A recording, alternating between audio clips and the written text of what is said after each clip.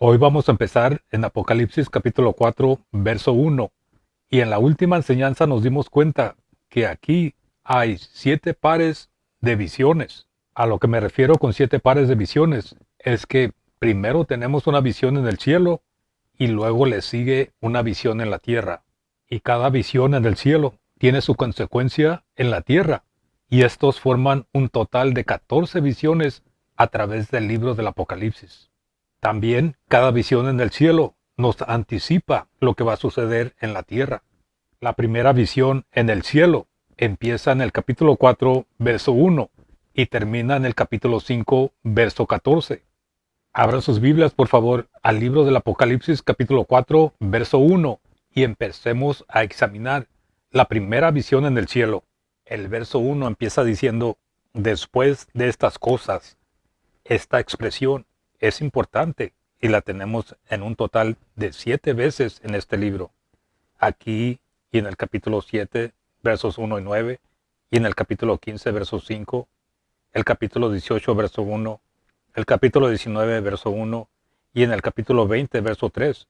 Pero lo que tenemos que entender es que esta expresión no necesariamente significa que las cosas que Juan vio suceden inmediatamente una tras otra, porque es posible que exista cierto tiempo entre una visión y otra. Les voy a dar un ejemplo. En la visión del capítulo 20, verso 3, nos dice que se tienen que cumplir 1000 años entre un evento y el otro. Miren cómo dice, y lo arrojó al abismo, y lo encerró y selló sobre él, para que no engañe a las naciones, hasta que 1000 años sean cumplidos. Y después de esto, ¿notaron eso? Hasta que 1000 años sean cumplidos. Y después de esto, es necesario que sea desatado un poco de tiempo. Como vieron, entonces la expresión después de estas cosas no necesariamente significa que las cosas sucederán inmediatamente una tras otra.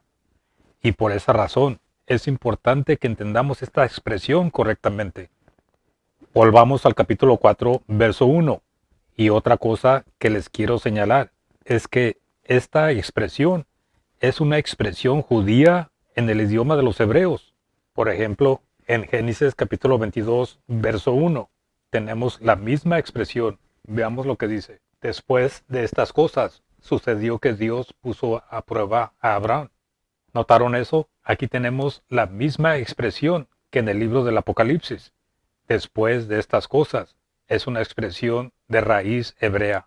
Continuamos leyendo en Apocalipsis capítulo 4, verso 1. Dice así, después de estas cosas, miré y he aquí una puerta abierta en el cielo. El libro del Apocalipsis nos menciona 5 aberturas. Se encuentran en el capítulo 11, verso 19, el capítulo 15, verso 5, capítulo 19, verso 11, capítulo 21, verso 1 y la que tenemos aquí. Tal vez no tengan mucho significado, pero las podemos comparar. Por ejemplo, aquí tenemos una puerta abierta para que Juan pudiera entrar y ver. Pero en el capítulo 19, verso 11, cuando los ejércitos del cielo vienen saliendo, Juan dijo, miré el cielo abierto y no simplemente una puerta. Continuamos leyendo. Dice, y la primera voz que oí, esta es la misma voz que escuchó en el capítulo 1, verso 10, en donde ya dimos la explicación y lo que significa. Luego dice, la voz que oí era como de trompeta que hablaba conmigo, diciendo, sube acá, y yo te mostraré las cosas que han de ser después de estas. Verso 2, y luego yo fui en espíritu. Esto ya lo explicamos en el capítulo 1, verso 10. Luego dice, he aquí un trono que estaba puesto en el cielo, y sobre el trono estaba uno sentado. Evidentemente, este es Dios el Padre, y de aquí en adelante en este libro, cuando dice el que está sentado en el trono, se refiere a Él, al Padre. Y este es su título aquí en el libro del Apocalipsis. Y noten algo interesante, que en el capítulo 6, verso 16, y en el capítulo 7, verso 10, tenemos una distinción muy clara entre el Padre y el Hijo. Veamos y comparemos. En el capítulo 6, verso 16 dice así: y decían a los montes y a las peñas, caigan sobre nosotros y escóndanos de la cara de aquel que está sentado en el trono. ¿Notaron eso? Ahí está el título del Padre, el que está sentado sobre el trono, y de la ira del Cordero. Todos sabemos que el Cordero es el Hijo de Dios, el Cristo.